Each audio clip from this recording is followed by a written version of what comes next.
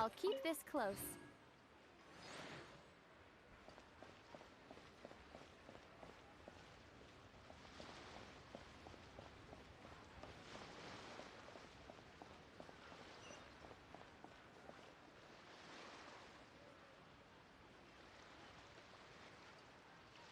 The key here is consumer psychology.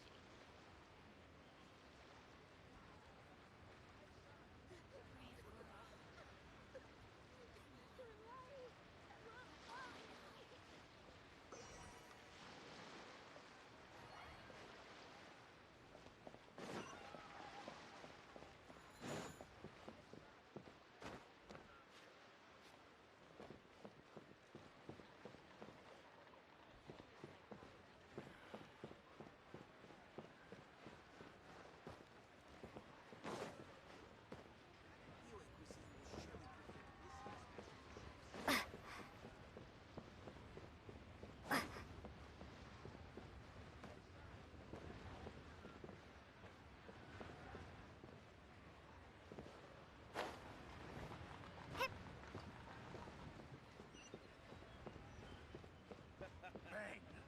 You do tell the cleverest jokes. The fate of the boudoir. Yue cuisine will surely prevail in this year's Masterful Chefs.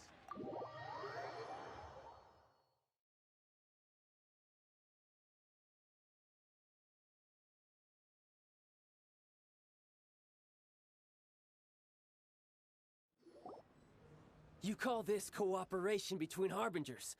Cooperation involves communication, you know. Don't take it to heart, child. Besides, aren't you happy that you got to skip the formalities and bring chaos to the land? I'm sure you must have enjoyed that. Oh, it seems that some of your friends have arrived. Hey, it's Zhongli and Child. And you! It's you two. I believe we've met once before. In the city of Bards, was it? I'm glad you still remember my name. Ah, right. I imagine that it must have been rather hard to forget watching helplessly as something precious was snatched away from— No, don't let her get to you! You've yet to gather the powers of all 7 elements, and our last battle at the Golden House was almost more than you could handle. So it might be best to keep things peaceful this time, seeing that 2 of the Harbingers are here. Well, if it isn't you two. This is our first time seeing each other since Liyue was nearly wiped off the map. This is certainly a bit awkward, wouldn't you say? Paimon knew that we should never have trusted a Fatui Harbinger. Oh, now don't say that. Sure, I may have misled you, but I never had anything against you personally. Besides, I thought we were getting along quite well together, didn't you? Except for that little tussle we had at the end. Nothing personal. We just have different views, that's all. Of course, you may very well hold this against me, but that's up to you. The real deceivers here are Senora and Zhongli. Curse them for leading me on. So actually, I think... Stop wasting time, child. There'll be plenty of time to chat once I'm through here. You remember the agreement, Morax. Now, if you would be so kind. What in the world are you talking about? The contract is fulfilled. That which thou seeketh is now bestowed unto thee. For my promise is solid as stone.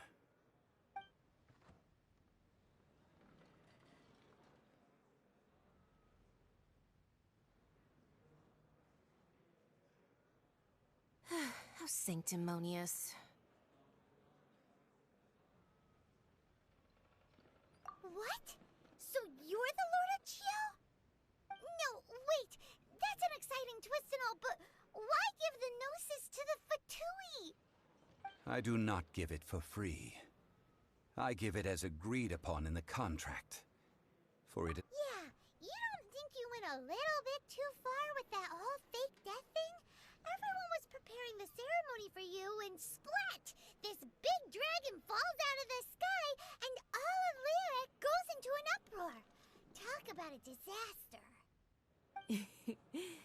Gathering all the forces that had been bubbling behind the scenes, and then stirring them together in a pot that was bound to boil over. That's what he wanted to see, am I right? Wait, what? Perhaps it's best that I explain. As you know, I've dwelt upon this world for more than 6,000 years. It is now 3,700 years ago that I founded Liyue together with the Adepti. Even boulders that can withstand whirlpools will erode with the passing of time. I kept convincing myself that cracks had not begun to form, and that the end of my time had not yet come.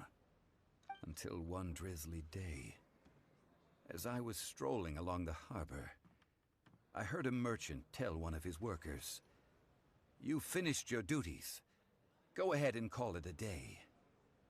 I stood motionless among the crowds, asking myself, have I already finished my duties? Oh, Zhongli. But as I began to consider relinquishing my divine role, I soon discovered that many reasons still remained to not hastily depart. Was Liyue, the city I had dwelt in for so long, already prepared to enter its next age? I decided that a test was needed in order to reveal the answer. So I feigned my own death, and gathered the cast of Child, the Adepti, and the Liyue Qixing to play their roles together on the stage that was Liyue. Indeed I was. The gnosis which I had kept for so many years suddenly seemed to have lost its meaning. That's right, which is why I continued to safeguard the gnosis until now. So you mean that if the chaos ever reached the point of no return, you would simply appear and use your divine powers to bring Liyue back under control? Of course, and it would have been all too easy for him too. Just as a child quickly matures after losing their parents, so has Liyue matured when faced with the death of its deity. In the end, the resolution to all that has transpired was even more satisfactory than I could have hoped for. Take the Adepti, for instance. Owing to their years of seclusion, they were the least informed. Yet when faced with a crisis, they commendably showed the greatest amount of restraint possible. Not only did they manage to cooperate with the Qixing, but in the end, they even made efforts to understand the hearts of the people. Credit is also due to Signora, the emissary dispatched by the Cryo-Archon to fulfill our contract. At my request, she kept everything she knew in strict confidence. This despite the eavesdropping ears of her colleague, Child. This meant I could remain as Zhongli, even having the chance to fulfill the age-old traditions of Liyue in this mortal form. Thank you for joining me on this journey, traveler. All of these things turned out as I had planned. There is only one thing that I had not anticipated, and that was the conduct of the Liyue Qixing. I had expected them to do no more than the Adepti, to come to the defense of Liyue. But when all was said and done, they seized the opportunity to supplant Liyue as divine protectors, and used the subsequent power vacuum left by my death to quickly gain complete control of Liyue. Huh? That doesn't sound good at all. On the contrary, I think it is excellent. I had always feared that it was too soon for them to take over from me. And it was also that which I longed for the most. As such, this is the best parting gift anyone could have given this god of old. Hey, what about me? Doesn't anyone feel the least bit of remorse for deceiving me? You've practically kept me in the dark! I think that thanks would be more appropriate. You certainly played no small part in all of this, wreaking havoc and turning the city upside down. The Lord of Geo ought to thank you for your performance, if anything. If you hadn't created the pressure of a battle between mortals, Adepti, and a god, the lump of coal resting in the hands of the Geo-Archon, Liu, would never have been able to become a dazzling diamond of a city. Huh? Just whose side are you on, mocking me like that? Are you itching for a fight? Be that as it may, you've come out of this as the hero of Liu. I, on the other hand, will be forever prescribed as a disturber of the peace, no? Well then, with the Gnosis in my possession, I have no use for such idle chatter. We should return to Zapoljarny Palace and seek an audience with Her Majesty, the Tsaritsa. Come, child. Fine. I'll meet you there later. I'm not sharing a boat with the likes of you. Do as you wish.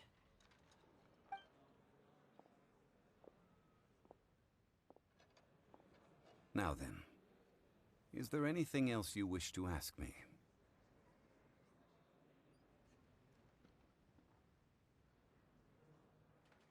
Right! As Zhongli always told us, a good trade is a fair trade. Paimon has no idea what could be a good trade for a Gnosis. Realistically speaking, there is no such thing. Huh? However, I am the god of contracts. For thousands of years, I have made countless contracts. If the deal was of no benefit, then I certainly would not be inclined to agree to it. My agreement with the Cryo-Archon will be the last of my contracts as the Geo-Archon. My contract to end all contracts. As for the bargaining chip that the Tsaritsa used to balance the scales, uncover that answer for yourself in your future journeys.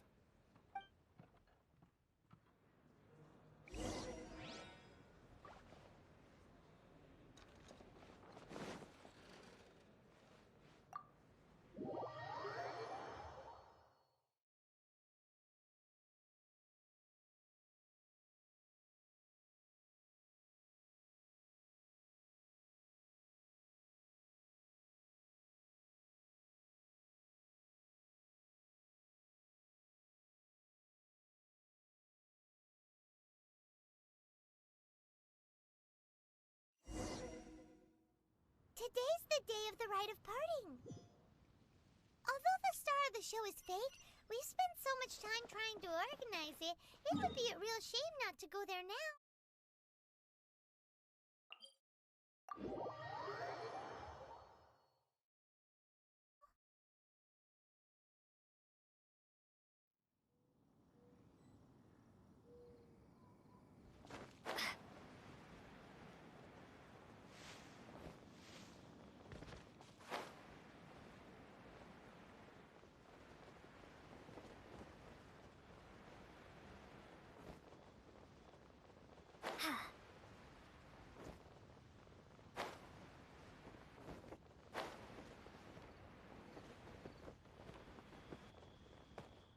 Well, since we're going through with this rite of parting, I guess it means that those rumors hit the nail on the head.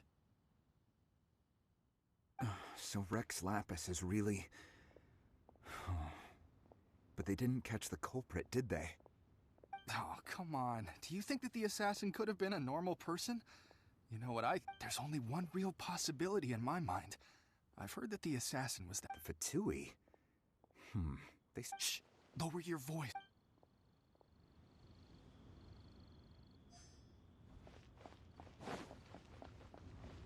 You know that god from the ocean couldn't have just shown up out of nowhere.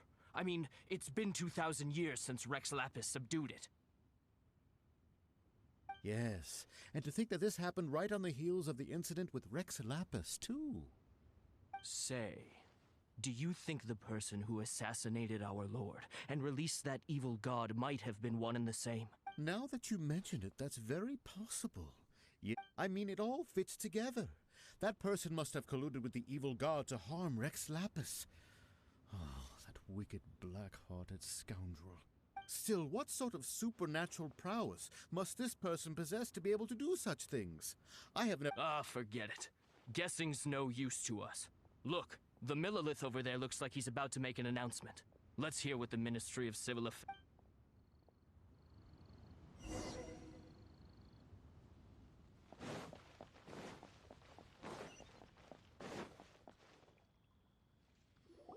Hear ye all, the Chising's words.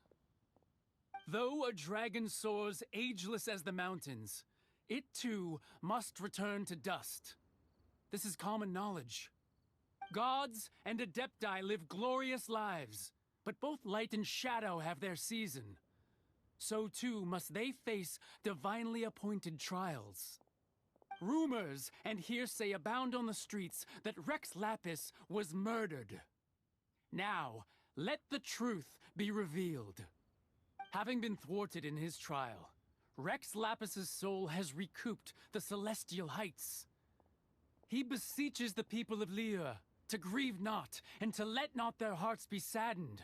Nor are they to believe street-born rumors or indulge in baseless speculation.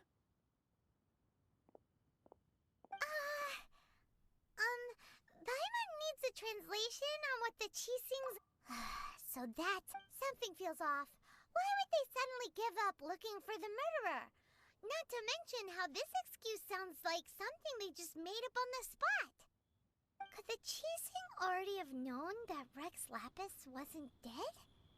But Zhongli said that neither they nor the Adepti knew anything. Did Zhongli tell them in secret after his nose... Exactly, right? Ooh, seems like the rite of parting has been going on for a while now. Let's go have a look.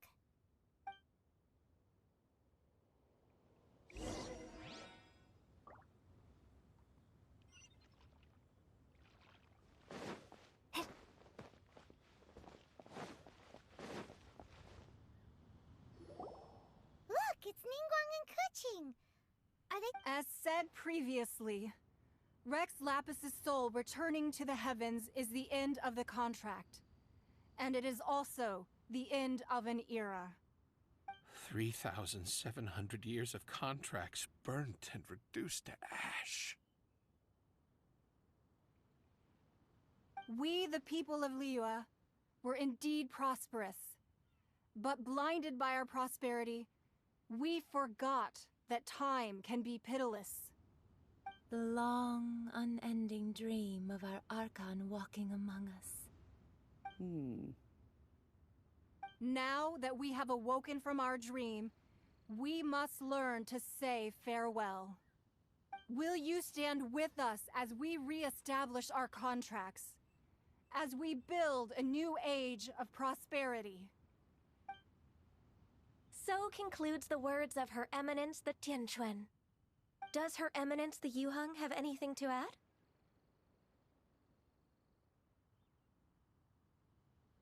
Huh?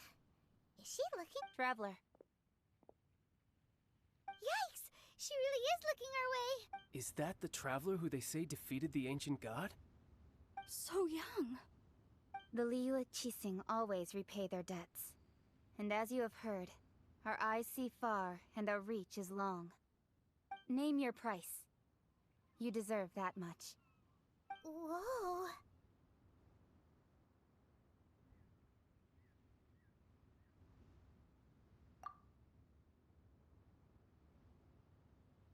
Well, could you help me put up some missing person posters?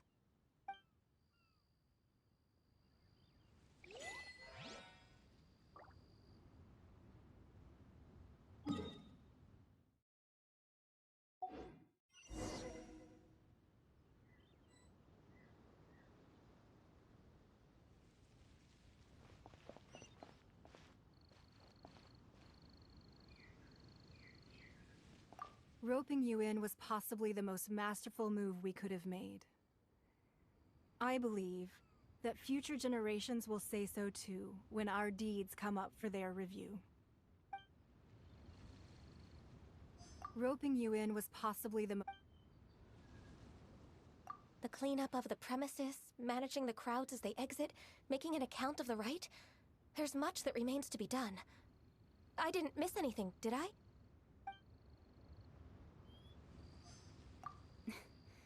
Why, you... Were you just trying to look cool earlier, or are you really that selfless? If you were looking for someone, you could have just told me that in private.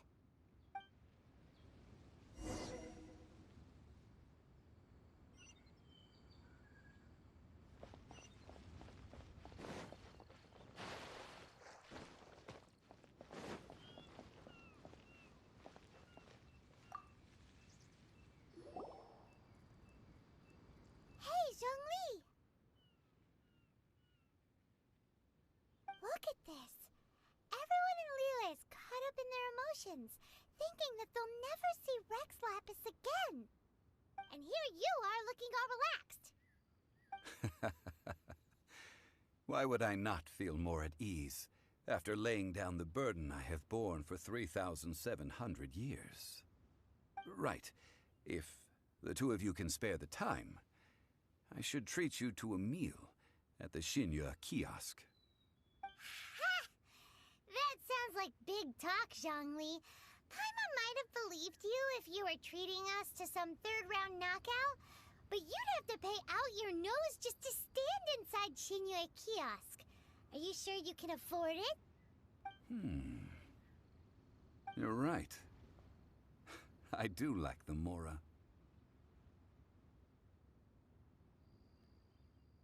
But why would Morax lack Mora? As the Rex Lapis Morax, I can easily create Mora. But since I have chosen to walk this earth as the mortal Zhongli, I should abide by the same rules that mortals do. When I was journeying with you, though I still had the Gnosis in hand, I knew that I must soon retire from my role as an Archon, so I had to rehearse a little for my new life. Oh, no wonder! Paimon gets it now. You didn't look at the price tags when we were spending because you've never had to. But since you weren't used to not being able to just make more Mora as and when you wanted to, you had to try becoming a parasite to society who lives off of other people's credit. Well, we were only spending Fatui money. You don't have to say it like that. In the City of Commerce, we do not merely exchange money or goods. We also exchange knowledge, memories, and foresight, as well as positions, roles, and lives.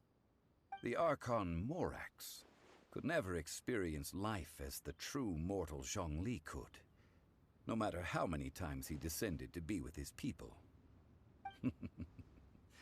I must thank you for that. I will treasure the memories that I made as Zhongli, traveling the streets of Liyue with you. That is true. But there is no journey that does not end. No meetings without partings. Paimon thinks that we should make a move and continue our search for the Seven. I fear that continuing your journey may be difficult.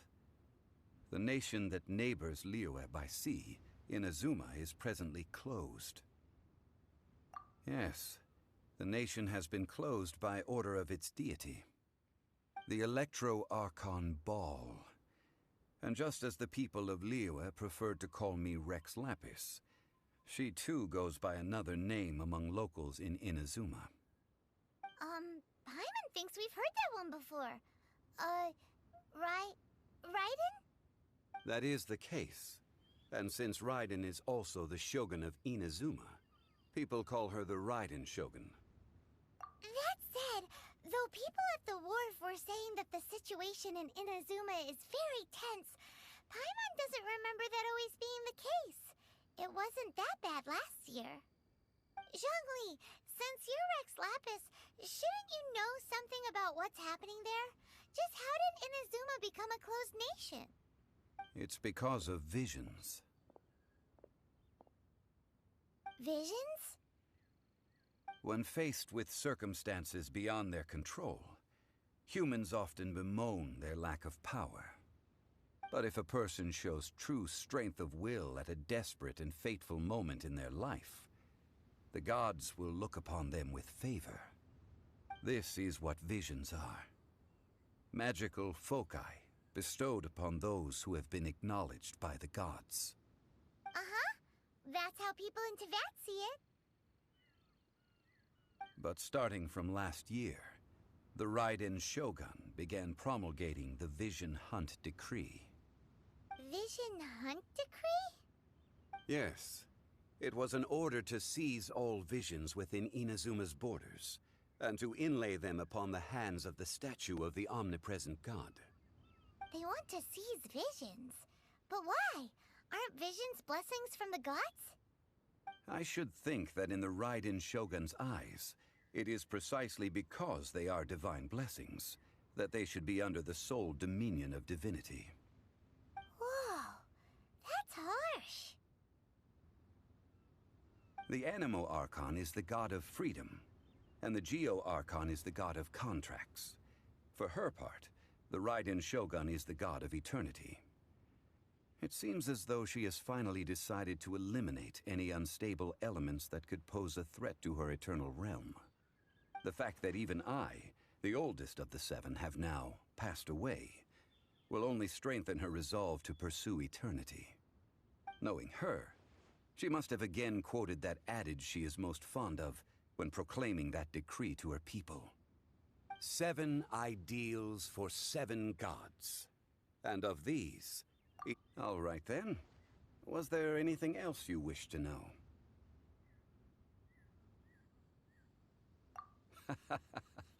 Ah, that was a good one. Failing a divine trial. How they came up with that excuse, I will never know. That said, the reason why the Qixing were so eager to resolve the incident and stop pursuing the culprit was indeed because they received news in secret that Rex Lapis was not dead.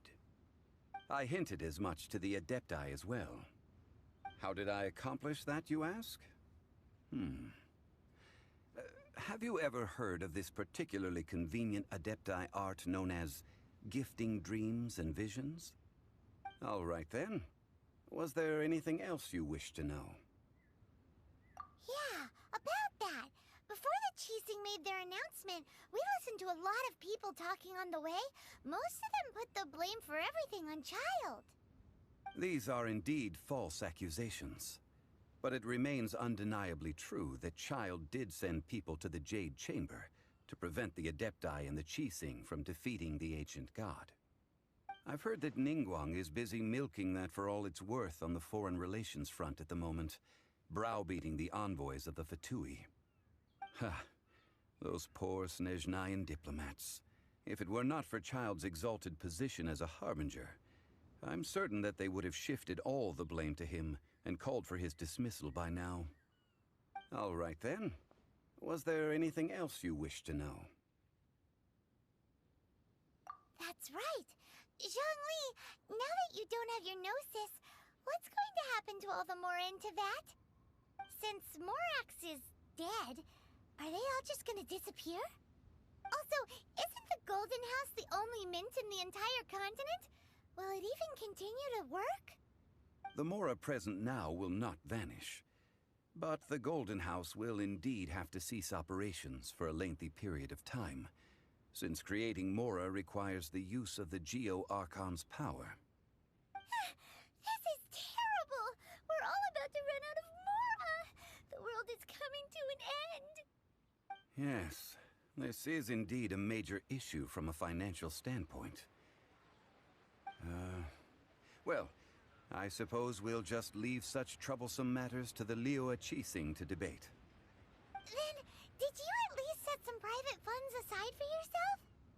Oh, a private fund. This does seem like a good, logical, common-sense idea.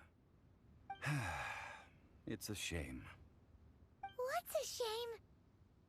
It's a shame that I didn't think of it at the time. All right then. Was there anything else you wish to know? The time of the Adepti has long passed. If even the Liyue Qixing don't want to face that truth, then what future is there for Liyue? Kuching is absolutely right in saying this.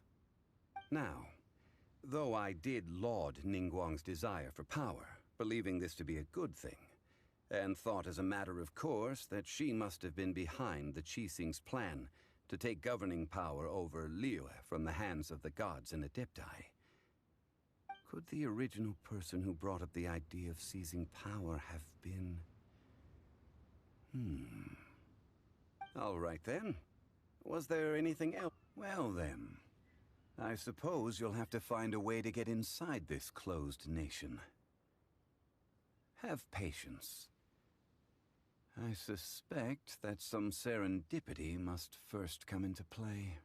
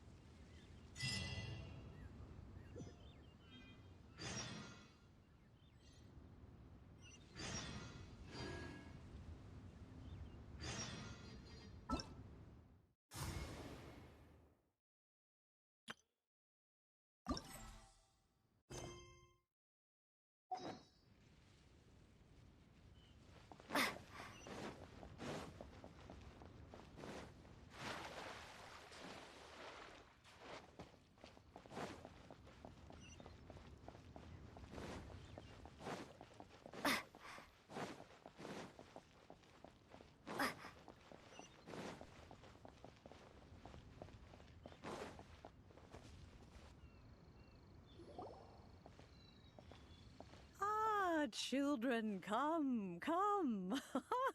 You've arrived at just the right moment. I've been looking for you.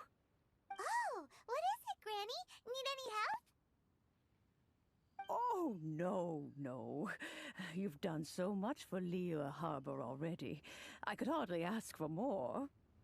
In fact, my old friends and I have been putting our heads together to think of what sort of gift we might give you in return. A gift? For Paimon?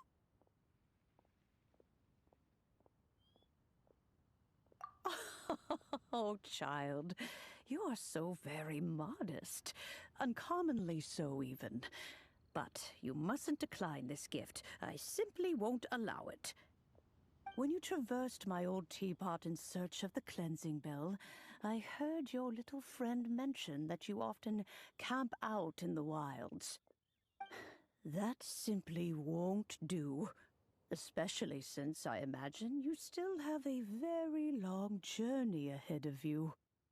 Fortunately, I have not yet grown so old as to see my subspace creation abilities atrophy. Oh, did my friends never mention that to you? Well then, it is a blessing we old folks once received from Rex Lapis, part of our illumination, if you will.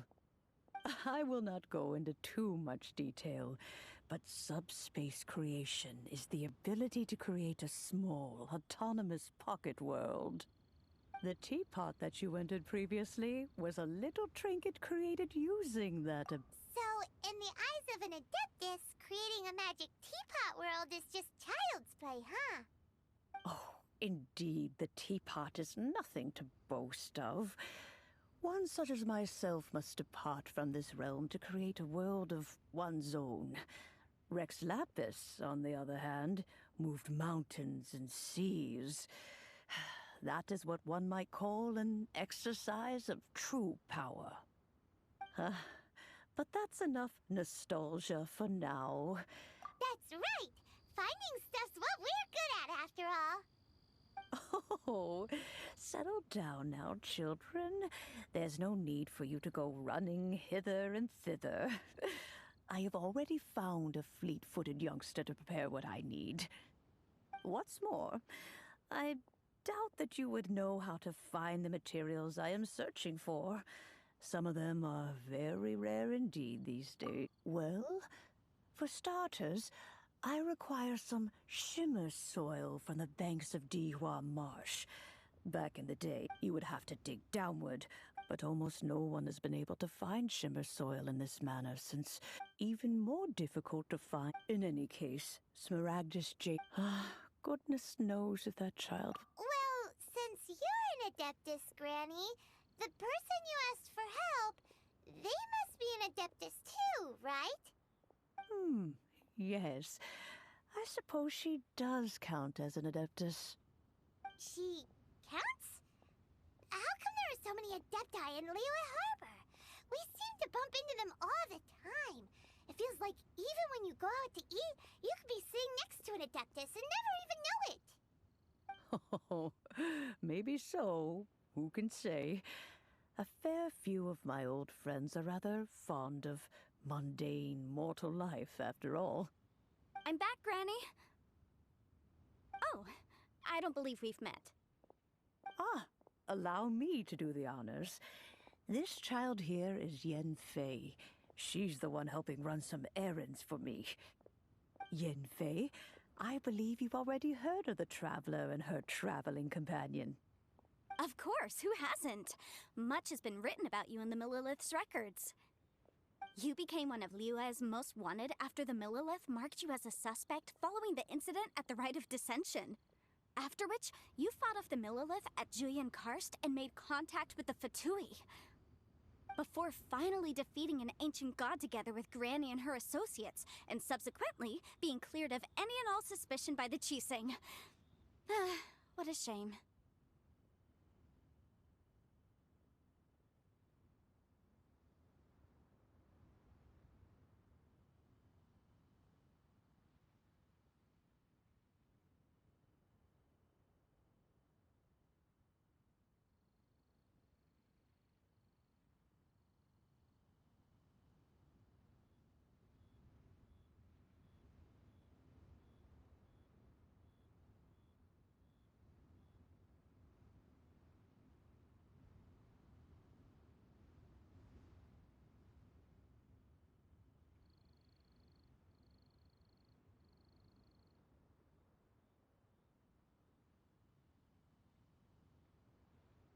A shame that we didn't meet sooner.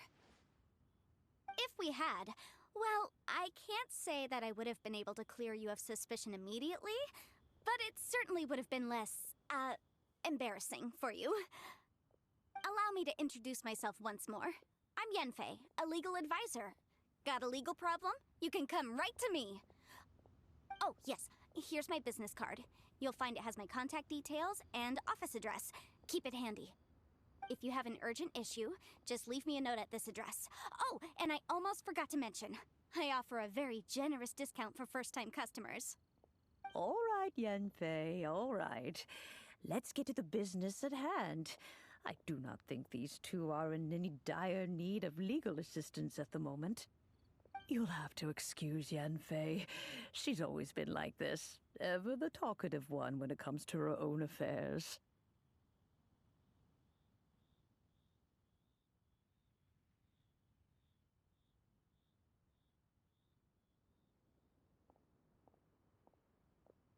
Paimon was gonna ask the same question.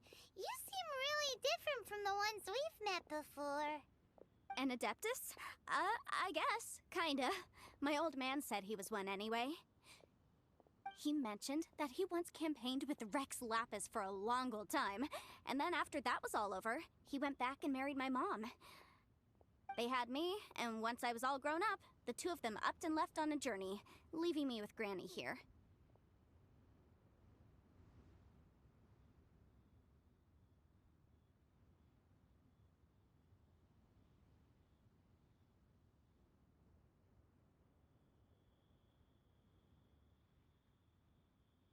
Well, that's a bit casual for an Adeptus.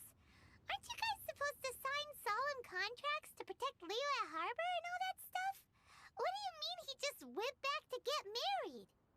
Well, my dad did say that he'd talked it through with Rex Lapis, and that he was fine with it. Even contributed towards the wedding gift, apparently.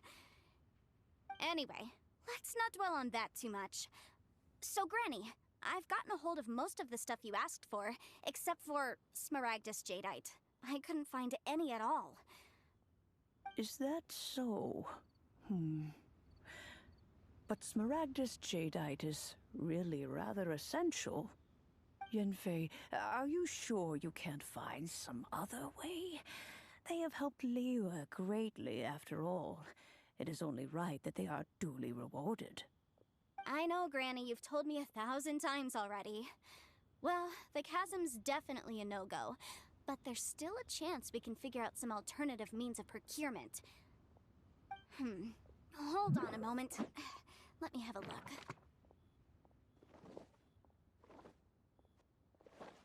Whoa, that's a really thick book. What kind of things do you write in there? Commercial consultancy. Or Snezhnaya? Ah, found him. Krustle! A Snezhnayan merchant who once came to me with some legal queries on certain articles in the legal codices. If my memory serves, all of them had to do with rare ores. He mentioned that he was considering acquiring some Smaragdus Jadeite to make hairpins, and wanted to know if there were any legal ramifications that he should be aware of. Said he was planning to sell them in Snezhnaya. So, I guess I'll go look for him. Oh, you want to join me? I suppose that's no problem, but it's best if you just stand by and watch. If you try to get involved, you'll only risk placing yourself in legal jeopardy. Wow, an Adeptus imploring us to avoid incurring legal liability. Well, that's a first for sure. Best we be a little more careful than usual while we're with her.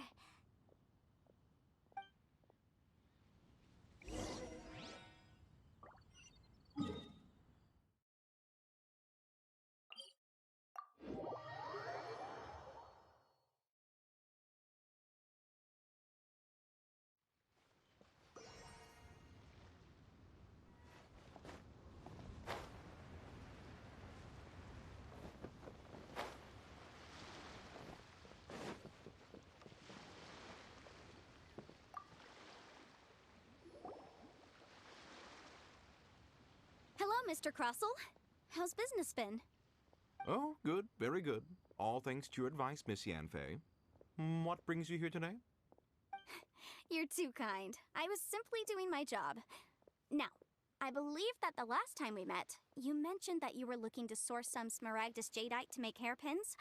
Have there been any further developments on this front? Well, yes. As a matter of fact, in the end, I did acquire a small piece of Smaragdus Jadeite and had it fashioned into a pair of hairpins. Miss Yanfei, might I presume that you have an interest in the hairpins? I must apologize. I've already rented them out to a lady named Zhi Qiao. If you'd like to inspect them, you may have to wait quite some time. Wait, isn't Smaragdus Jadeite really rare?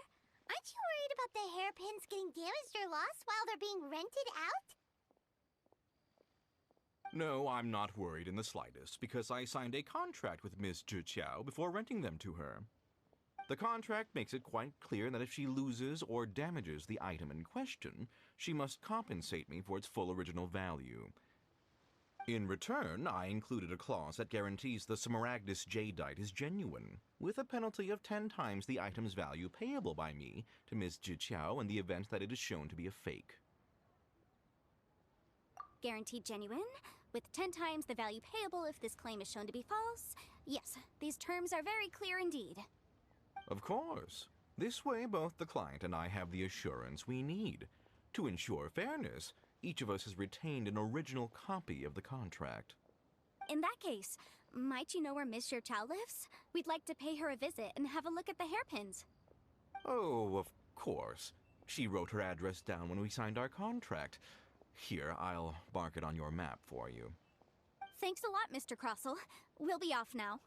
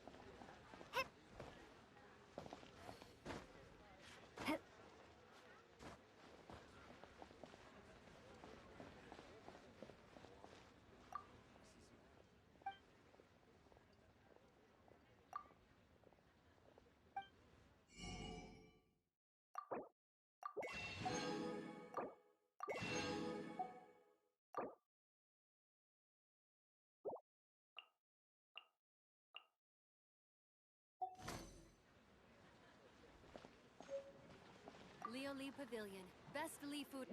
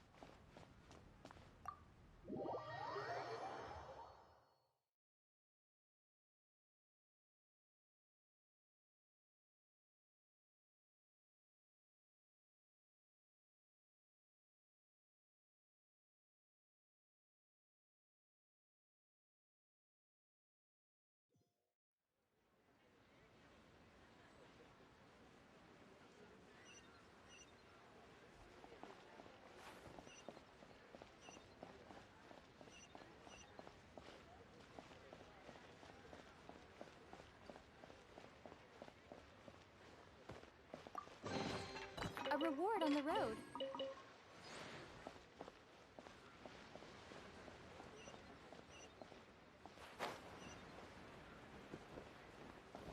Leo Lee Pavilion. Best Lee food in town.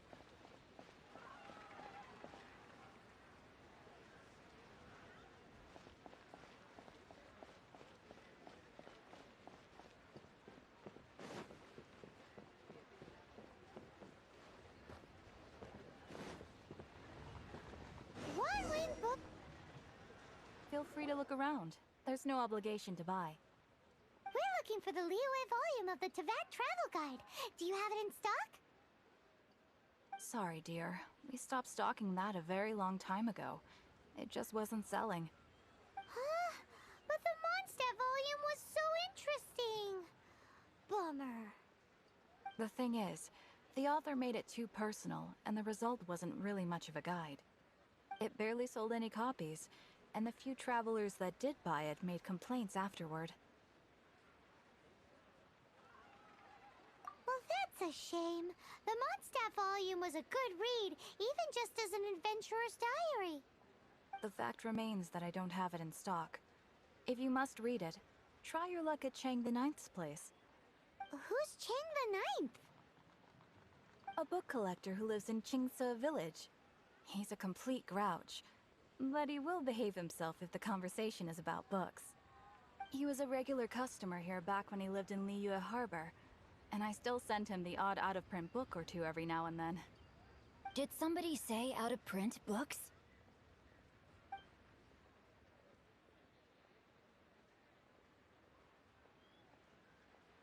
Is there a chance that Volume 6 of Legend of the Shattered Halberd is also in his collection? Apologies, my liege. Where are my manners? My name is Sing Cho, a humble literature enthusiast who happened to be passing by. Since you and I are both in search of lost books, what say we travel together to Mount Qing's... My pleasure, fellow book lover.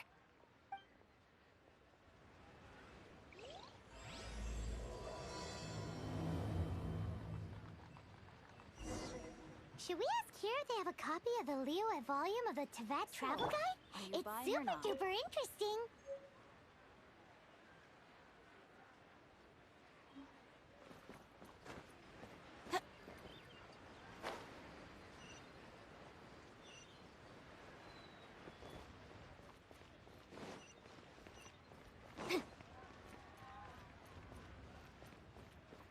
So, are you buying or not?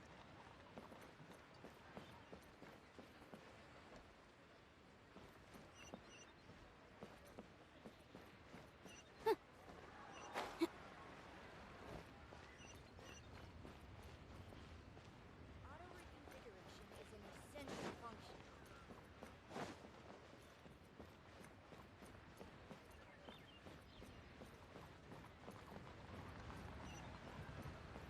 So, are you buying or not?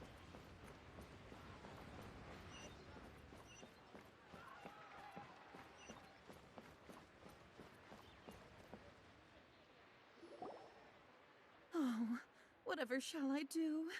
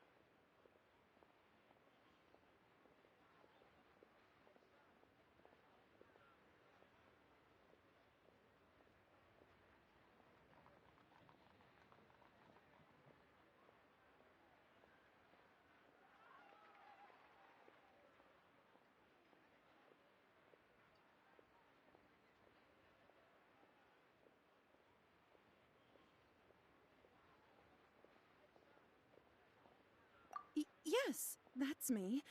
Is there something I can help you with? How do you do, Monsieur Chow? We understand from Mr. Crossell that you recently rented a pair of hairpins from him. My associates and I are very interested in them. Would you mind letting us take a look at them? The hairpins? I can't lend them to you right now. I've lost them. I don't know how it could have happened. I always kept them right by my side, and I hadn't even worn them yet. I spent so much money on them. If I have to pay their original value, there's no way I could come up with that amount of money on such short notice.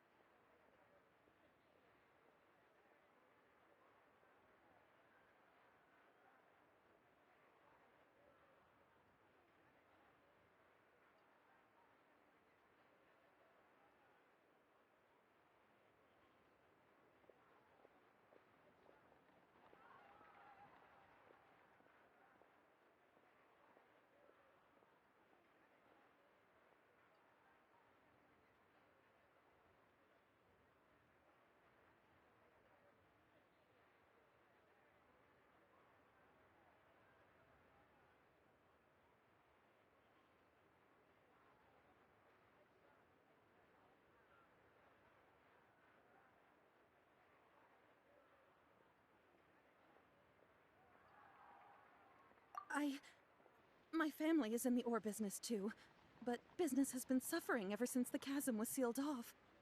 We now have a backlog of paid-up orders just sitting around, so we've been having to purchase some stock from other ore merchants to complete them. A big banquet is coming up in a few days, and several ore merchants I know of will be there.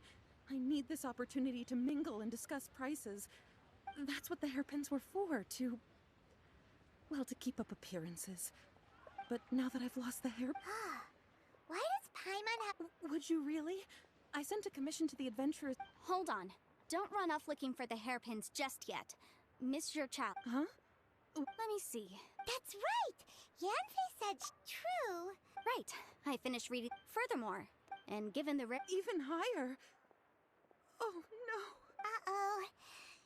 However, all of this is assuming that it is indeed genuine Smaragdus jadeite that was inlaid into the hairpins. Did you really have to pause before saying that part? Anyway, the hairpins are lost, so how exactly would we be able to find out if the jadeite is genuine or not? Whichever way you look at it, we've got to start by finding the... Except that if we found the hairpins... Please. Please, Don't trouble yourselves over this. The fact is, I lost the item, and I should pay compensation per the contract. However much it is, now that it's come to this, I really shouldn't keep Crossel in the dark any longer. Yes, legally speaking, it seems this is the most sensible course of... So hold on a moment, Mr. Chow. What did I feel? My family has seen much jade pass through its hands in the past, so I am quite certain of my judgment in this matter. Smooth to the touch. No, it's nothing. I just need...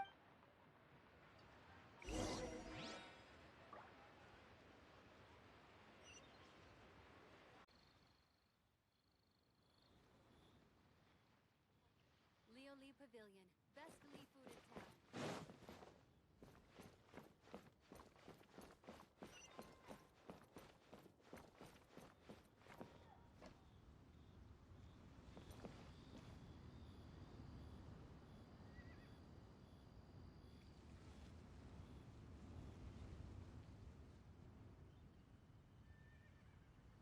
So, are you buying or not?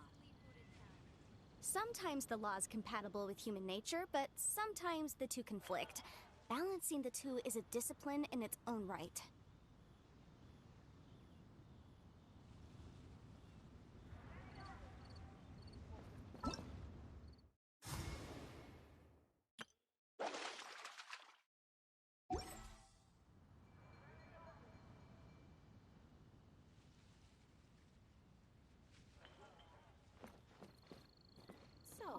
Are you buying or not?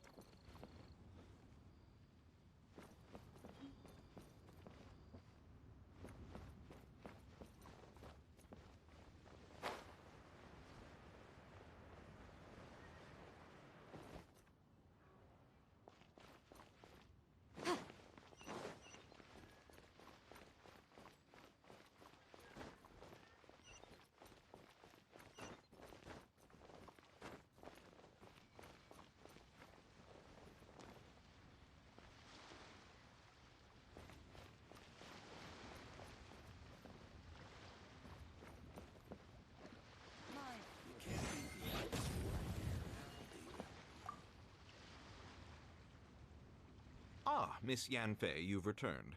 With Miss Jiqiao in tow, too, I see. How are the hairpins? I trust you're quite satisfied with them? About that.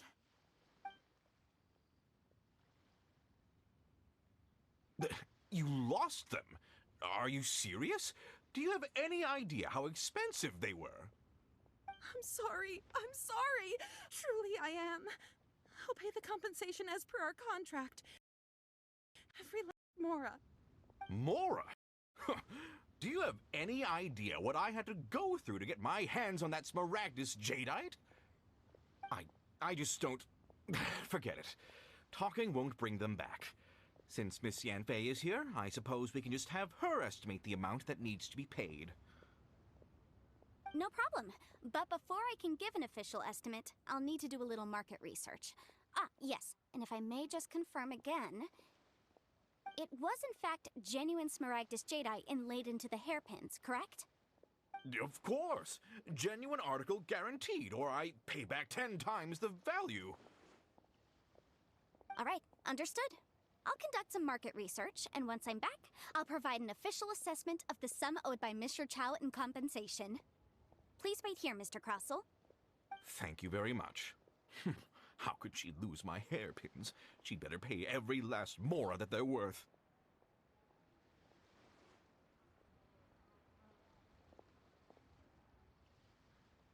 Looks like I'll have to find some way to raise that money. Please wait, Mr. Chow. I have something to discuss with you. It's not convenient to speak here, so let's find somewhere that we can sit and talk in more detail.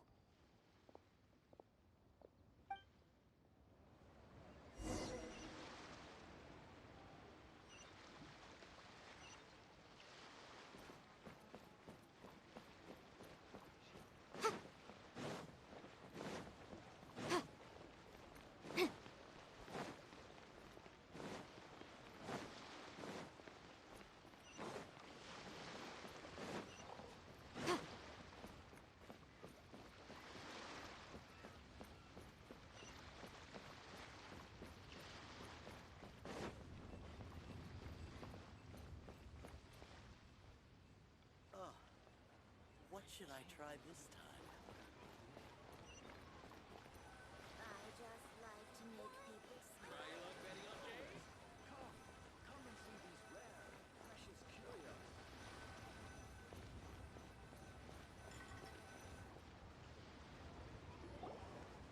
Miss Yunfei, what is this about? Are you here to tell me how much I owe? No.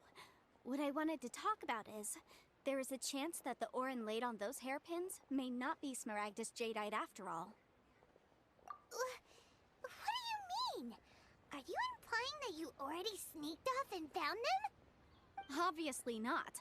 I'm no adventurer, let alone a member of the guild. I don't run thankless, time-consuming errands for a living. Let's just say I made some deductions. I don't know if Granny told you this, but Smaragdus jadeite is found deep underground and contains very concentrated elemental energy. If mere mortals come into contact with it, well, they'll be sick in the best case. And in the worst case, they could even experience a dramatic change of personality. It most certainly would not be smooth to the touch.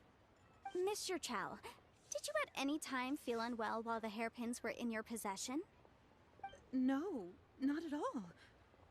I felt perfectly fine the whole time. Not even the slightest bit unwell. I didn't feel anything special at all, in fact. Now that is strange. I noticed earlier that there were elemental traces in Mr. Crossell's vicinity. If I've deduced correctly, he may still have the Smaragdus jadeite in his possession. If that's the case, we should go confront him right now and expose his dirty scam right to his face! Absolutely not. If we were to confront him now, there's no way he would admit to it. Eventually, he would find some argument to compel us to leave. And then, he'd throw the Smaragdus jadeite into the sea the moment we were gone. After that, he would simply insist that Mr. Chow pay up per the contract. He would lose nothing. Meanwhile, we would have to look under every stone in Liyue, hoping and praying that the hairpins do actually still exist somewhere in this world. So vivid that Paimon thinks it might be experience talking. Oh, it certainly is. I've seen my fair share of situations like this, and brute force methods are certainly one way of resolving them. Fortunately, I have far more elegant solutions at my disposal. I'll share them with you in due course.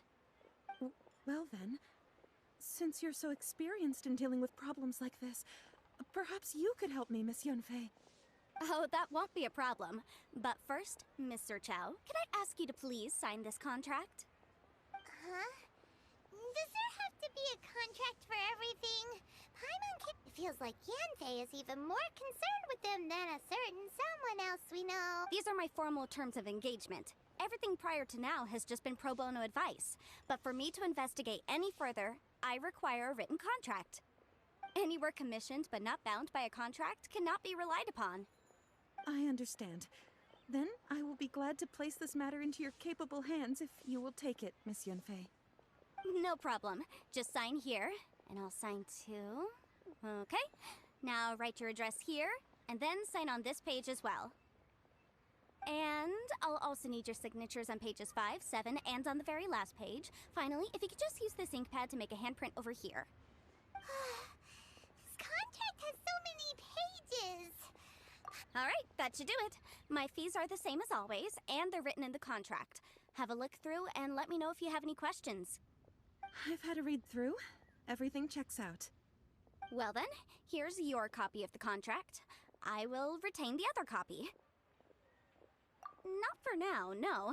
Despite how intractable this problem might sound, it will actually be quite straightforward to resolve. Once we've got some... I don't believe you have been part of an investigation like this before, in which case, hopefully this should be quite the experience. Miss Yunfei, I have to ask, why are you helping me? Because, as it happens, I'm currently trying to acquire some Smaragdus Jadeite myself. I noticed strong traces of geo-energy around Mr. Crossell, so perhaps he has, in fact, secured some. Whether he actually made it into an item of jewelry or not is a separate matter, but either way, it's a lead. As long as we follow it, who knows? We might just be able to get our hands on some Smaragdus Jadeite. Also, the idea of someone abusing the law to their advantage, I won't stand for it. But again, let's not dwell on this. Let's go to... where can we find someone who processes ore? Ah, I've got it! Let's pay a visit to Chateau, the boss of the Jade Mystery. He's a professional when it comes to working with stone and ore. If Mr. Crossell had his ore worked on at all, Chateau would undoubtedly have been his first choice.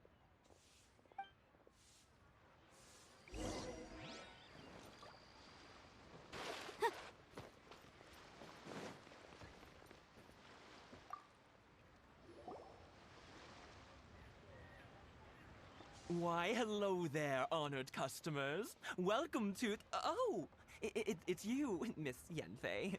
Is something the matter?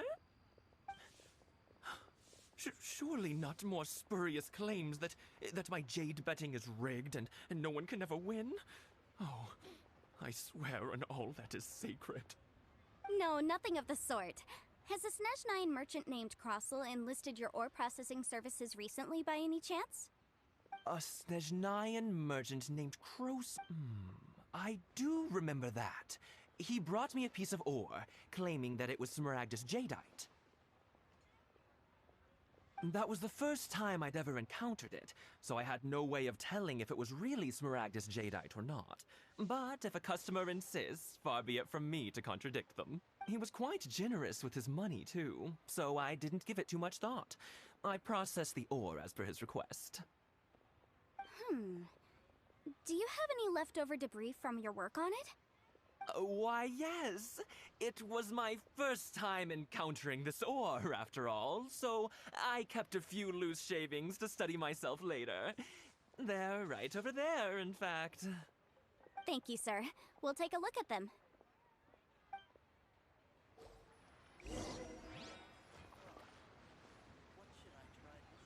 Try your luck betting on Jade?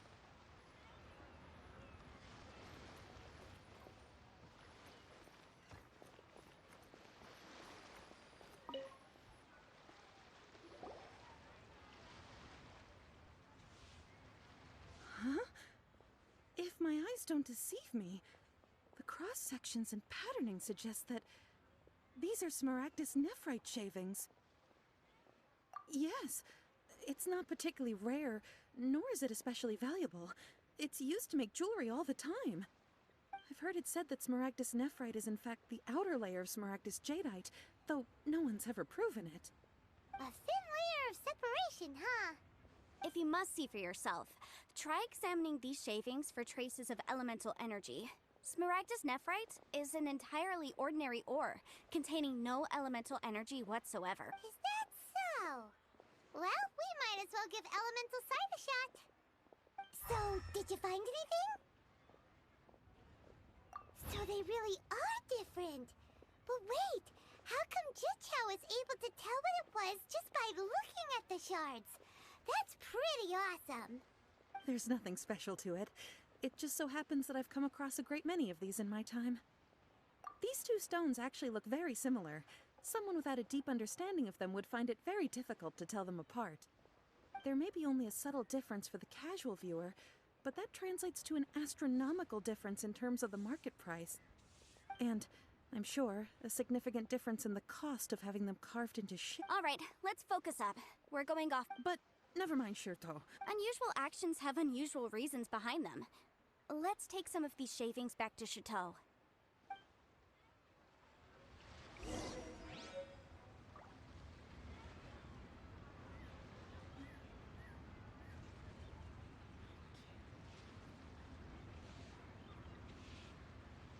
Try your luck betting on Jade?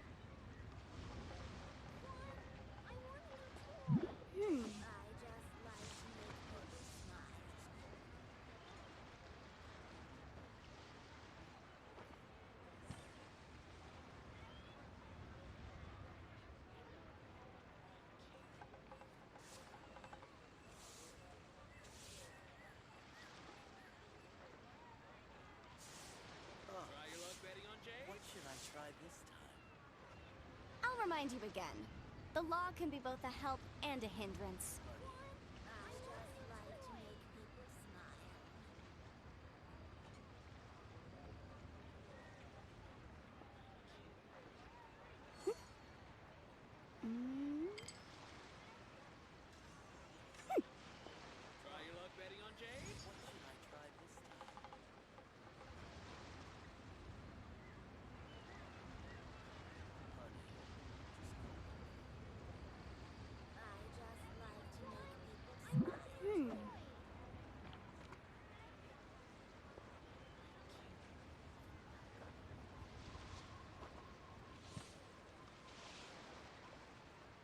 Try your luck betting on Jade? What should I try this time?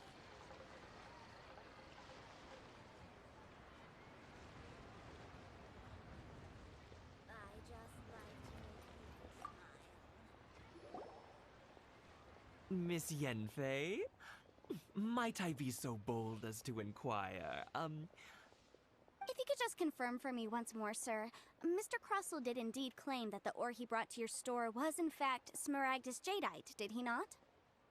Yes, that's right. I still have a record of the job with me, in fact. Here. It says quite clearly, 1 chunk Smaragdus Jadeite, uncut. Then I have no further questions. But could I borrow the processing record and these stone shavings? Of course. But might I ask why you need... Oh, I have my reasons. Ah, yes. Please sign here on this affidavit. This document shall serve as signed proof that these stone shavings originated from the, ore that Mr. Crossell brought to your store. Please read it carefully. Yes, I see. Forgive me for asking again, Miss Yenfei, but might I... I wouldn't say there's been an incident, just a minor issue. Thank you, sir. I'll take these with me. With this hard evidence to back us up, Crossell won't dare try to deny what he did! On the contrary, this is far from sufficient to build a case. We need to find something a little more compelling. If you want to make jewelry, you need a professional jewelsmith. Let me think. Jewelry. Aha! Got it! Sinxie. She often helps people to... Well, that was quick. Because lots of people come to me for legal advice every day. As you know, Liyue Harbor is the city of contracts. And contracts, well, I should say laws, are very important to us. But the amendments made by the Tianquan to our... As such, legal advice... So you helped them make... Yes, well, that's no obstacle, because I've memorized all the legal codices. You memorized? You sound surprised. Knowing the law... Oh, this has nothing to do with being... Again, with that casual... Well, that's that then. Let's go look for Sing...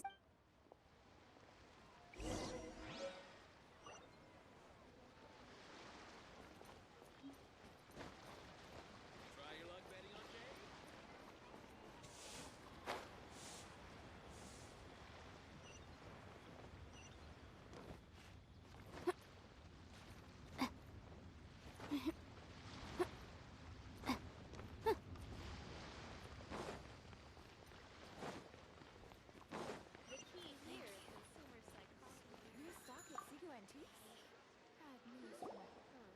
Oh, Miss Yenfei, it's you. Has something happened?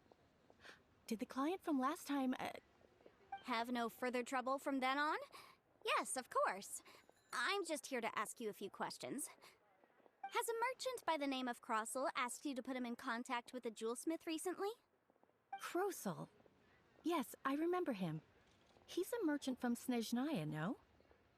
Yeah, he came to me with a chunk of something he called Smaragdus Jadeite. The design of the hairpins that he gave me was quite intricate, so it took me some work to find someone who was up to the job. Eventually, I found an older jewelsmith who made them exactly according to his specifications. This order was on hold for a very long time, and only completed quite recently, which is why I remember it so well. Doesn't seem like there's any evidence to be found here. Miss Inksy, I'd like for you to confirm for me once more. When Mr. Crossel commissioned you to find him a jewelsmith, did he or did he not assert that the material he presented to you that day was called Smaragdus Jadeite? Yes, I'm sure of it. The hairpins were made using many expensive materials, and the asking price was quite high, so we had to put this transaction on record with the Ministry of Civil Affairs. Mr. Krosel wasn't very familiar with the necessary procedures, so I filed it on his behalf. I also kept a copy for my own records. See for yourself, the item is called Smaragdus Jadeite Twin Phoenix Pins. The inlaid gemstone is recorded as Smaragdus Jadeite. The document even has the official seal of the ministry on it. Thank you, Sinksy. Now, could you let me borrow this document? Sure, it isn't serving much purpose here anyway. I take it then that there's been some more trouble? Nothing you need to worry about, just a minor issue. I'll return your document as soon as I'm done with it. Thanks again! Why is everyone's first reaction, oh? I believe we have almost all— The weirdo with the snake? Because only he can provide an authoritative statement confirming that Smaragdus Jadeite is harmful to the human body. Once we have this final piece of evidence in our hands, we can wrap this case up. Feel free to take a look around. Join the Adventurers Guild. You'll have a blast.